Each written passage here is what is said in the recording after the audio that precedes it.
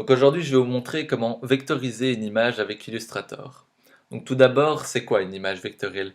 Cette image qui, à l'opposé d'une image matricielle, peut être agrandie indéfiniment sans perdre en qualité. Donc vous pouvez commencer par ouvrir Illustrator, vous cliquez ici sur Fichier, créer un nouveau fichier, vous le renommez et voilà. Donc l'image que j'ai choisi de vectoriser aujourd'hui, c'est cette petite guitare. Donc voilà, je la positionne ici sur la page blanche. Donc la première étape, c'est de cliquer ici sur vectorisation de l'image. Ensuite, si ce n'est pas encore ouvert chez vous, vous cliquez ici pour ouvrir les paramètres de vectorisation.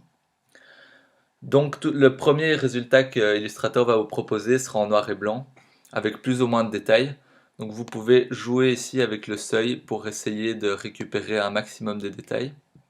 Vous pouvez aussi changer le mode et tester, voir ce avec quoi vous avez le plus de détails. Donc ici, en faisant le test, je vois que je récupère un maximum de détails au niveau du manche. Donc la vectorisation n'est pas parfaite vu que c'est une image en mauvaise qualité, mais justement ça s'y prête bien pour l'exemple. Donc une fois que vous avez ce résultat-là, vous cliquez sur l'image et ensuite vous cliquez sur décomposer. Donc là, Illustrator va décomposer l'image point par point, ce qui va vous permettre de retravailler chaque partie. Donc ensuite, pour pouvoir retravailler chacune des parties, vous allez cliquer ici sur la petite flèche blanche, ce qui va vous permettre de sélectionner partie par partie de l'instrument. Donc la première chose à faire, c'est de supprimer le fond. Comme ça, si jamais vous devez utiliser l'image et l'agrandir pour un autre travail, vous n'aurez pas le fond, ce qui est souvent assez moche. Donc ensuite, vous pouvez sélectionner une partie. Donc je vais sélectionner ici cette partie de la guitare et je vais utiliser l'outil pipette pour recolorier l'image. Je vais par exemple utiliser ce brin-là.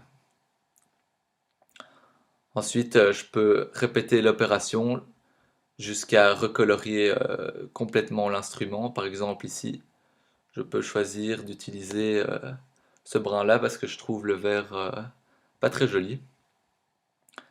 Et donc, ainsi de suite. Donc, je le fais encore une fois ici. Hop.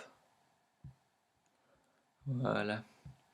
Et donc, vous voyez que de cette manière, vous pouvez modifier l'image, les couleurs, l'améliorer de façon très simple et avec beaucoup de qualité. Parce que vous voyez qu'ici, si j'agrandis un tout petit peu l'image, la qualité est vraiment très mauvaise. Alors qu'ici, la qualité est parfaite et je peux agrandir à l'infini. La qualité restera parfaite. Donc voilà. Une fois que vous avez ça, je vais vous montrer maintenant comment exporter l'image. Donc vous cliquez sur Fichier, Enregistrer sous. Donc si vous n'avez plus besoin de retravailler le fichier, vous changez le format. Vous pouvez par exemple utiliser le format PDF ou le format SVG. Dans mon cas, je vais utiliser le format PDF. Vous choisissez un nom et un lieu d'exportation et vous l'enregistrez. Voilà. Voilà, si vous avez aimé ce tutoriel, n'hésitez pas à laisser un petit j'aime et à vous abonner.